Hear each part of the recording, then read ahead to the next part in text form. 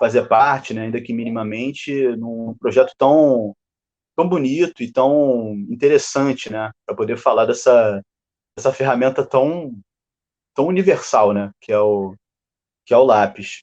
Essa abordagem e o interesse que motiva o próprio museu, né, o próprio projeto, que faz com que eu venha pensando com mais cuidado sobre o potencial do lápis. E aí é mais recentemente que eu venho pensando, e como, e de novo, né, como o lápis pode dar uma série de aberturas, como é um instrumento para exercer uma liberdade, né, poder ter como uma ferramenta de materialização de ideias, né, seja numa anotação breve, numa frase, ou num croquis que eu possa fazer num caderninho, numa folha. Acho que o potencial mais primordial do lápis é esse, de você poder materializar uma série de conceitos, né? Tirar do âmbito imaginativo e, de fato, dar forma às ideias que a gente pretende executar. O que é bacana, né, sobre lápis é a acessibilidade, né? Um pincel sei lá, com cerdas arredondadas vai ser muito mais distante da realidade da maioria das crianças do Brasil, né? Então, um lápis de grafite, um lápis de cor, são as primeiras pontes para isso que eu falei, né? Para essa possibilidade de materializar, né? Desse poder de materializar ideias, mundos, né? É, Poder ver durante as aulas, né? Claro, o lápis, né? Especialmente o lápis de cor, alimentar o imaginário delas, né? Sou Robin Bonifácio, sou artista plástico e educador. Eu me formei em gravura na UFRJ, na Escola de Belas Artes da UFRJ, e fiz um mestrado, sou mestre em linguagens visuais pela mesma instituição. Durante o meu mestrado, eu desenvolvi um projeto arte educativo em Boa Esperança, na cidade de Nova Iguaçu, chamado Aula de Boa. Ter consciência do poder do lápis é algo que vem aos poucos. No meu caso, o lápis pôde abrir possibilidades quase que infinitas para o âmbito criativo, né? Eu me considero primeiramente privilegiado por poder acessar tipos diferentes de lápis. Na adolescência, fiz um curso de desenho onde já me pediam uma variedade um pouco maior, né, fora do padrão de escrita para se ter em mãos. Apesar de ter muita intimidade, muita alegria a partir do uso de lápis de cor, enfim, grafite, foi só na adolescência, de fato, onde eu consegui me perceber mais apto para trabalhar com desenho, para ser um desenhista, autor de história em quadrinhos, enfim. Mas no começo eu pensava em ser dentista.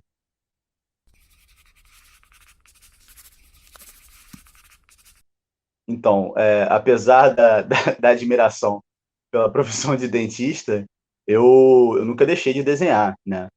Inclusive, até hoje eu guardo alguns cadernos de desenho que são da infância, né? Eu tenho o privilégio, né? Tive o privilégio de, na infância, nunca ter sido cerceado, impedido a colocar isso em prática, né? Eu gostava muito de desenhar, algumas das memórias vêm do jardim de infância, de poder pegar giz de cera, lápis de cor, desenhar cenas cotidianas, ou mais à frente, algumas cenas de luta, por conta dos desenhos, né, dos desenhos japoneses que eu via na televisão. E, de novo, né, sobre privilégio, eu sei que eu pude contar com todo o apoio da minha família, né, que nunca me impediu, né, ou me direcionou a algum outro lugar para criar, ou para passar o tempo, né. Eu, de fato, fiquei muito tempo, fiquei não, né, fico muito tempo desenhando, desde a infância até agora.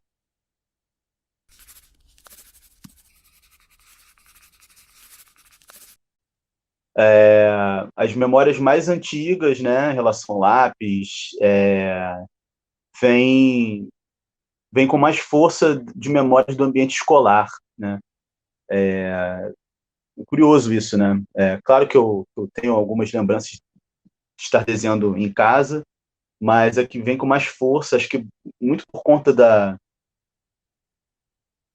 arquitetura do lugar, da disposição, né, dos lápis próximo, não, em cima das mesas, né? Isso, essa visualidade, né, da mesa comprida, com vários compartimentos onde ficavam lápis, cor, giz de cera, isso me marcou muito. E de novo, né, a possibilidade, a liberdade que eu tinha, os tipos de desenhos que eu fazia no começo da infância, né, retratando muito a minha família, sempre desenhando alguma paisagem, alguma casa, sempre usando de muita cor. Aliás, eu lembro da predominância ter sido de lápis de cor, né, não exatamente grafite, que é o que eu uso muito mais hoje em dia, né.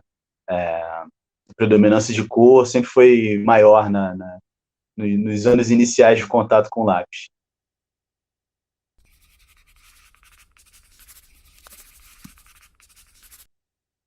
Perceber o lápis, né, como um meio, uma ferramenta para socialização, né, tanto quanto através, né, do desenho, foi, quer dizer, hoje com o olhar retrospectivo eu percebo com mais facilidade, né. Naquela época, acho que só de fato na adolescência, dentro do ambiente escolar, é que eu percebi o potencial disso, porque tem um comparativo terrível que eu vi uma vez sobre a escola. Quer dizer, de fato, ela funciona dessa maneira, né? A escola se parecer muito com uma prisão e, e dentro dessa prisão o desenhista ser o tatuador. Ninguém vai mexer com o tatuador, porque senão você vai ficar sem desenho futuramente, você vai ficar sem sua tatuagem no futuro, né? Então, foi interessante perceber esse poder, né? De fato, que eu desenvolvi e que tomei ciência na escola. Me pediam para desenhar cartazes, pediam para desenhar estampas de camisa para competições, para desenhar mascotes para turmas. Eu lembro de, assim, já no segunda parte do ensino fundamental, ter sido bastante requisitado para fazer alguns desenhos para amigos, amigas ou para a própria escola durante alguma competição, algum evento mais específico, festivo. E, e foi importante para desenvolver autoestima também, né? Eu sempre fui um cara muito mais tímido, muito mais na minha, então poder ter o desenho, o lápis como essa ferramenta de, de uma inclusão, né? Uma sociabilidade foi muito importante, foi bem interessante. Fora do meio escolar, era interessante ter isso como mais um meio de diversão entre alguns amigos, né? Eu lembro de, por um período, ter criado algumas histórias em quadrinhos com um amigo meu de infância.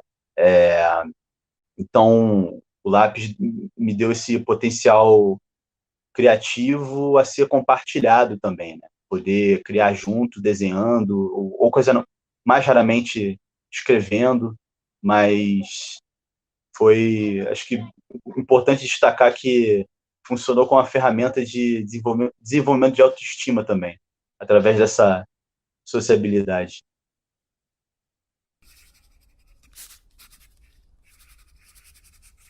sobre me perceber enquanto um possível profissional da arte, enxergando o potencial que o lápis me dá, né? Isso foi ocorrendo de modo muito sutil. Talvez o momento de virada tenha acontecido quando eu me percebi com o potencial para copiar alguns personagens.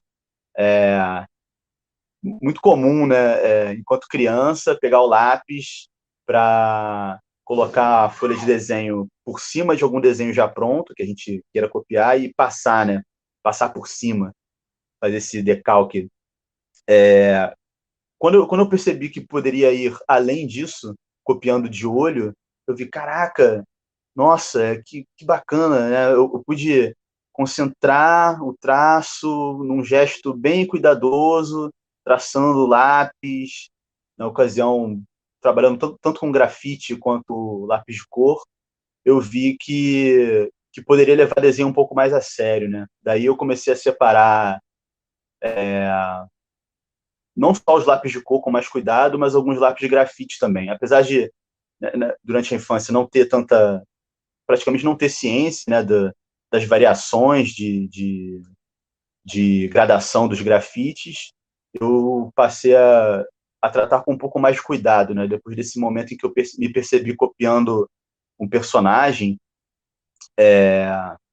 acho que era o Sonic, na ocasião, me percebi copiando, assim, de olho, né? E vi que tinha algum potencial ali. Depois, eu vi que poderia cursar, fazer cursos de desenho, né?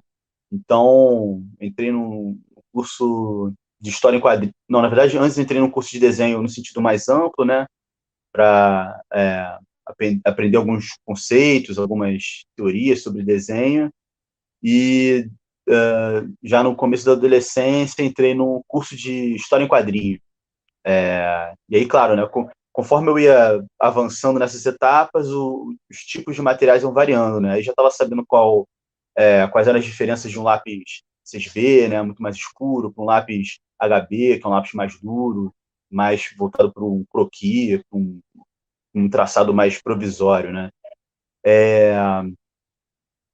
E aí, justamente por essa aptidão com desenho, me perceber num lugar de, um, de um profissionalismo a ser desenvolvido, eu cogitei fazer uma faculdade. E aí, na seleção, eu vi que tinham lá disponíveis, né, na UFRJ, na Belas Artes, escultura, gravura e pintura. E aí eu optei pelo curso que conversava mais com o que eu já vinha fazendo, né? Eu escolhi gravura por justamente ser um processo mais gráfico, monocromático, né? Para poder trabalhar. Sobre me entender como alguém que poderia ensinar um pouco sobre desenho, ou sobre o manuseio do lápis, como alguém que poderia falar um pouco mais sobre, sobre o potencial do lápis e do desenho. É, de novo, isso foi algo que veio de modo orgânico, né? A gente vai se inserindo num meio específico, né? No meu caso, das artes visuais, um meio acadêmico, né? De produção de arte, discussão de arte, um espaço de universidade, né? Um meio intelectualizado. Isso tudo vai formando a gente, vai agregando conhecimento, né? É disso que se trata também. E, e justamente por esse acúmulo de saberes, ele só vem a partir da partilha, né? Da, da dinâmica de aulas que eu assistia, de coisas que eu aprendia de modo muito prazeroso, né? E de um jeito espontâneo a gente acaba compartilhando aquilo, né? A gente pega o que cada professor ensinava, leva para o nosso próprio universo e depois, de modo muito natural, compartilha com amigos, amigas, colegas, de turma ou não. E assim foi acontecendo, né? A gente acaba criando gosto, interesse pela maneira com que a gente adquire certos saberes, né? Claro que isso vem muito também de uma vaidade, né? De você deter o saber e poder colaborar, contribuir com o crescimento do outro, né? Acho que vale muito de uma espécie de autocrítica também de quem está ensinando, né? Para não virar apenas um exercício de vaidade. Daí você querer compartilhar com, seja lá quem for, quem estiver interessado, seja criança, adulto, pagando ou de graça, enfim. Durante o meu mestrado em linguagens visuais, também na UFRJ, né? Eu eu me interessei por falar sobre o bairro de Boa Esperança, em Nova Iguaçu, e as transformações que estavam ocorrendo na mesma região. Para ser mais específico, lá tem uma colina, né, um pequeno terreno baldio, onde iriam construir um condomínio fechado. Nesse mesmo terreno, algumas crianças, muitos meninos principalmente, costumavam brincar, soltar pipa, subir, enfim, o morro, para, enfim, se distrair como um meio de diversão no espaço público, né? Porque não tem nenhum parquinho, não tem é, nada efetivado pelo poder público, infelizmente. Enfim, nesse terreno baldio as crianças brincavam, começaram a colocar cercas de arame farpado, uma série de escavadeiras começou a chegar nesse espaço, e eu percebi que o lugar iria mudar. E resolvi acompanhar essa mudança topográfica, né? Mudança da paisagem, com a produção de uma série de aquarelas. Eu me apropriei de um pouco de terra desse mesmo lugar, comecei a produzir uma tinta artesanal de aquarela e fui diariamente, na verdade, inicialmente ia todo final de semana, de ângulos diferentes, né? Me sentava na calçada e de ângulos diferentes eu pintava essa região, né? Essa topografia, esse canteiro de obras, acompanhando o remodelar que acontecia de acordo com o movimento das escavadeiras, né? Estavam construindo esse condomínio fechado. Então, justamente por pintar diretamente da rua, né, eu era abordado pelos moradores, muita gente curiosa para saber que eu estava fazendo ali, quem era aquele cara, aquele esquisito, esse jeito estranho ali que diariamente se senta com tanto vigor ficar pintando. Era muito estranho, porque eu me estava principalmente num lugar de passagem, né, assim, uma calçada, não era um lugar comercial, mal era residencial, né, e ninguém permanecia ali, só eu, para ficar pintando. Chamava atenção tanto dos adultos, né, uma parte dos moradores, e algumas crianças. Aí é que o meu projeto no mestrado deu uma virada grandiosa, e muito bonita também, né? Eu pude perceber que as crianças estavam ávidas por não só perguntar o que eu estava fazendo, mas elas queriam saber como fazer aquilo ali. Que tinta é essa? Como desenhar? Como manusear um pincel ou um lápis, né? E aos poucos fui compartilhando do que, enfim, eu vim aprendendo ao longo da vida, ao longo da faculdade, né? E assim começou o projeto que hoje se chama Aula de Boa, né? Uma coisa inicialmente descompromissada, com apenas 2 ou 3 alunos. Começou com um aluno que me abordou com um caderno de desenho em mãos, né? Querendo trocar comigo, a me perceber como desenhista, como esse manipulador manipulador de lápis. Ele, o Cláudio, né? Aliás, o menino Cláudio, hoje já é um rapaz, ele veio com esse caderno e começamos a trocar ideias sobre técnicas, né, de desenho, sobre outros artistas, o que foi chamando a atenção de um número maior, número crescente de crianças. O próprio Cláudio começou a comentar, a compartilhar com os colegas, e justamente por isso tudo acontecer na rua, né, no espaço público, tornou o acesso muito mais fácil para essas crianças, né? Por onde eu andava, né, procurando ângulos diferentes de onde pintar o tal terreno, né, do condomínio, eu encontrava grupos variados, grupos diferentes de crianças, né, de diferentes idades, de perfis sociais variados também, e isso deu corpo à aula de boa, né? Justamente por eu ter ah, ocupar esse espaço social, né, como é, estudante de belas artes, né? Isso me abriu muitas portas para o próprio projeto, porque eu comentava, compartilhava com professores meus, com colegas, amigos meus, e todos se sensibilizavam com o que estava acontecendo, né? Então, felizmente, a gente com certa facilidade fomos recebendo um número crescente de materiais artísticos, inclusive lápis, né? Com certeza, muitos lápis de cor, como forma de doação de amigos, artistas que eu conhecia, que conheço, que só ajudaram o projeto a crescer. A pesquisa tem um cunho autobiográfico muito forte, né? A Boa Esperança, bairro lá de Nova Iguaçu, é um lugar em que meu pai e meus tios passaram a infância e onde a minha família mantém uma casa até hoje, né? Ninguém mora lá exatamente, até quando meus avós eram vivos ficou alugada por um tempo, né? Diversas famílias passaram por lá e hoje esse espaço nessa casa funciona como também, né? Como um quartel-general, né? Uma central para aula de boa, onde a gente guarda os desenhos alguns desenhos que as crianças fizeram, os vários materiais, né? Os grandes acervos de lápis, né? Que a gente tem, blocos de papel, enfim, material artístico para poder fazer o projeto acontecer. Além disso, a casa ocasionalmente funciona como, até antes da pandemia, né?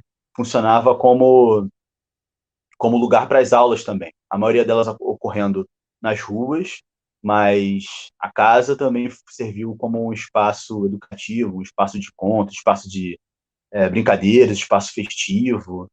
A gente já fez algumas comemorações de Natal, Dia das Crianças, né, que amigos e amigas minhas ajudaram a desenvolver. Mas o projeto só foi crescendo. É, a gente realizou 2 exposições coletivas com vários desenhos das crianças,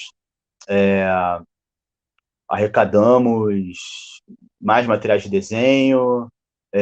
Durante a pandemia, eu paralisei as aulas, né, logicamente, e comecei a dei início a uma campanha de arrecadação de alimentos, mantimentos, para dar um suporte para as famílias, né, que, enfim, já tinham uma certa vulnerabilidade, não todos, né, porque, de novo, eram muitos perfis das crianças, mas, enfim, de algum modo, né, ainda que no número não tão grande, né, eu sei que, através da aula de boa, conseguimos ajudar algumas das famílias das crianças.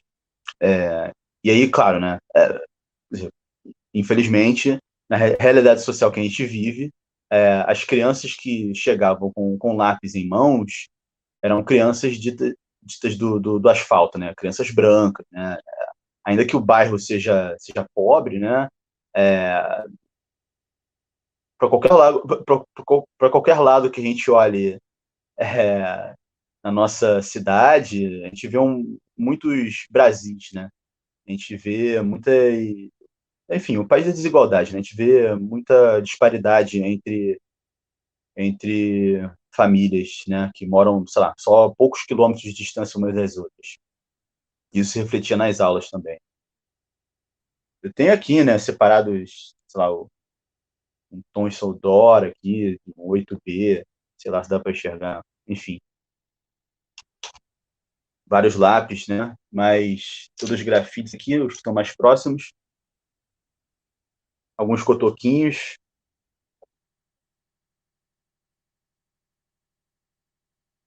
mas, mas nada que acumule alguma narrativa.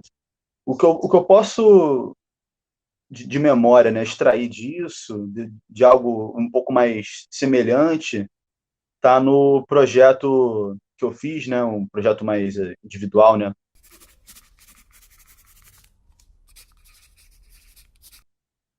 Não se tratava exatamente de um projeto educativo, por exemplo, né? Era o diário de viagens, em que, em que eu fui até o aeroporto e rodoviária, uma parte daqui do Rio de Janeiro, né? Para ter encontros com viajantes, né? Para poder desenhá-los e coletar uma série de histórias que eles poderiam dizer para mim. Então, esse projeto ele consiste nessa coleção de retratos, de depoimentos e de objetos que eu fui coletando ao longo de 2 anos de produção. Então, resultou numa centena de pessoas entrevistadas e, e, ao mesmo tempo, o lápis, ou melhor, a caneta, né, a caneta nanquim descartável que eu usava para fazer os retratos, era a mesma caneta que as pessoas que eu entrevistava usavam para escrever, né? Então, os caderninhos, aliás,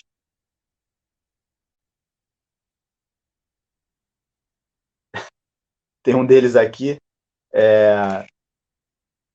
dão lugar, né, aos depoimentos e aos retratos. E o retrato é feito em papel manteiga, né, para que no fundo tenha essa grafia do relato da pessoa retratada. Porém, eu não lembro de ter guardado as canetas que eu usei, né? Acho que realmente eu fui descartando com o tempo, infelizmente. Dei mole nisso, dei muito mole. Mas seriam os objetos, né, para um grafismo que acumulariam uma carga de narrativas, né, no caso, muito maior, né? Acho que é isso.